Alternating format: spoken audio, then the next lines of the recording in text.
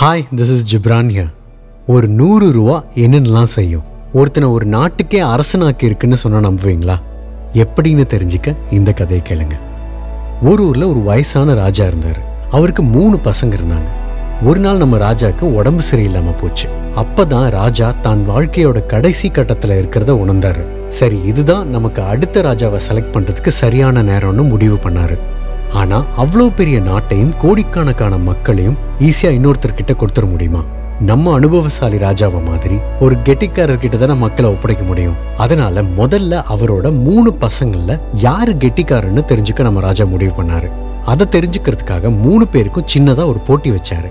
அவங்க 3 பேரையும் கூப்பிட்டு, நான் உங்க ஒவ்வொருத்தருக்கும் 100 ரூபாயும் ஒரு காலியான ரூமையும் கொடுப்பேன். ஒரு வாரம் கழிச்சு வந்து எல்லா ரூமையும் செக் பண்ணுவேன்.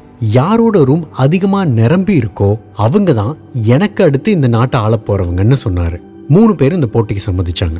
விலைவாசி ஜாஸ்தியா இருக்க இந்த சமயத்துல வெறும் 100 ரூபாயை வச்சு என்ன பண்ண முடியும்?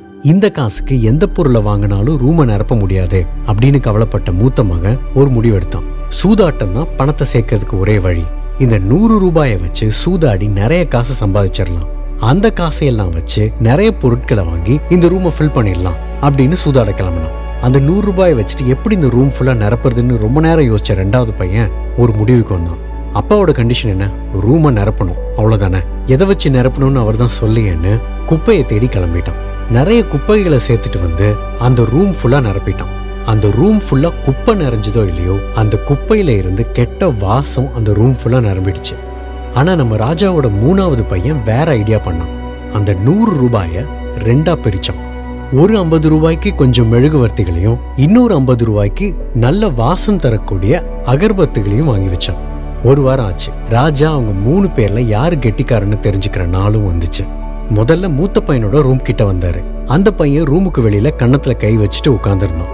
என்னப்பா இப்படி சோகமா ரூமுக்கு வெளியில உட்காந்துருக்கன்னு கேட்டதுக்கு, என்னை மன்னிச்சிருங்கப்பா, நான் 100 ரூபாயை சூதாட்டத்துல வச்சு நிறைய சம்பாதிக்கலான்னு போனேன். ஆனா சூதாட்டத்துல தோத்துட்டேன். அதனால அந்த 100 ரூபாயும் போச்சு. இந்த ரூமும் இப்ப காலியா இருக்குன்னு மூஞ்சிய தொங்க போட்டுட்டே சொன்னான். நீ அந்த 100 ரூபாயை சூதாட்டத்துல இழந்துட்ட. நாளைக்கு உன் சொந்த நாட்டையே சூதாட்டத்துல வச்சு இழக்க மாட்டேன்னு என்ன நிச்சயம்னு கோவமா கேட்டுட்டு வேகமா அங்கிருந்து கிளம்பிட்டாரு. 2வது மகனோட ரூமுக்கு போகலான்னு ஆசையா வந்தவருக்கு அவ்வளோ ஏமாற்றம். அவனோட ரூம் பக்கத்துல கூட போக முடியல.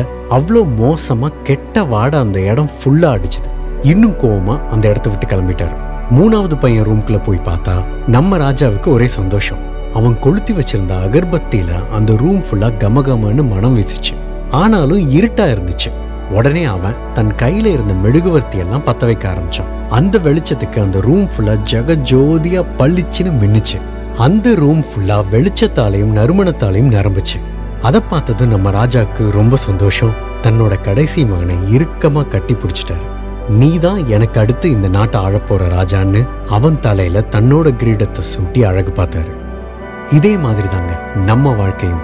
வெவ்வேறு சந்தர்ப்பங்கள்ல நம்ம கையில சில வாய்ப்புகளை கொடுத்துட்டு போவோம். ராஜாவோட முதல் மகன் மாதிரி அதை நம்ம மிஸ்யூஸ் பண்ணோம்னா லைஃபை தோத்துட்டு ஒரு ஓரமா உட்கார வேண்டியதுதான். ராஜாவோட 2வது மகன் மாதிரி அதை செலவழிச்சோம்னா நம்ம பக்கத்துல கூட ஒருத்தரும் வரமாட்டாங்க. ராஜாவோட 3வது மகன் மாதிரி நாம அதை சாமர்த்தியமா செலவழிக்கிறப்போதான் நம்மளுக்கு வெற்றியும் சந்தோஷமும் ஒன்னா சேர்ந்து கிடைக்கும். நம்ம சந்தோஷமா இருக்கணும்னா நம்ம கையில அது இருக்கணும் இது இருக்கணும்னு அவசியம் இல்லைங்க. எது இருக்குதோ அதை போதும்னு நினைச்சு அதை பிடிச்சு மேலே ஏறிடலாம். இந்த மேஜிக் உங்களுக்கும் ஒர்க் அவுட் ஆகும். தேங்க்யூ. உன் வாழ்க்கை உன் கையில்.